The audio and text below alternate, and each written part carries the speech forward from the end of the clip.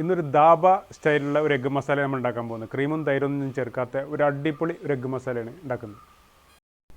ഒരു കടായി അടുപ്പത്ത് വെച്ച് ചൂടായതിന് ശേഷം ഏതെങ്കിലും ഒരു കുക്കിംഗ് ഓയിൽ 2 ടേബിൾ സ്പൂൺ ഒഴിച്ചു കൊടുക്കുക. ഇതിപ്പോൾ തവിടെണ്ണയാണ്. ഇതിലേക്ക് ഒരു ചെറിയ കഷ്ണം ഇഞ്ചി അരിഞ്ഞത്, ഒരു 6 വെളുത്തുള്ളി ചെറുതായിട്ട് അരിഞ്ഞത് ഇട്ട് കൊടുക്കുക. ഒരു സവാള സ്ലൈസ് ചെയ്ത് ഇട്ട് കൊടുക്കുക. ഇതൊരു 4 മിനിറ്റ് ഒന്ന് വഴറ്റിയെടുക്കുക. ഇതിലേക്ക് 2 തക്കാളി സ്ലൈസ് ചെയ്ത് ചേർത്ത് കൊടുക്കുന്നുണ്ട്.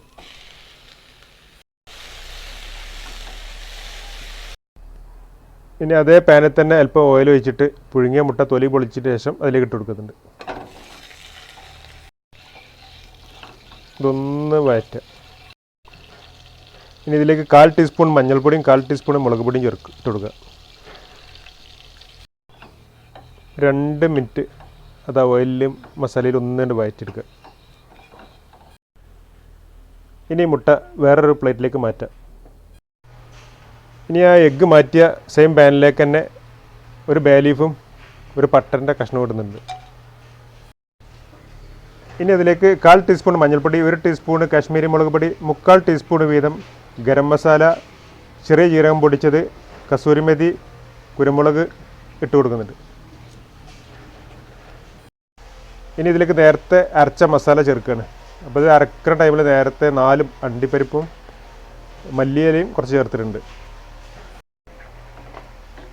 ഇതൊരു 5 മിനിറ്റ് ഒന്ന് വഴറ്റിയെടുക്കുക. ആവശ്യത്തിനുള്ള ഉപ്പ് ചേർത്ത് കൊടുക്കുക.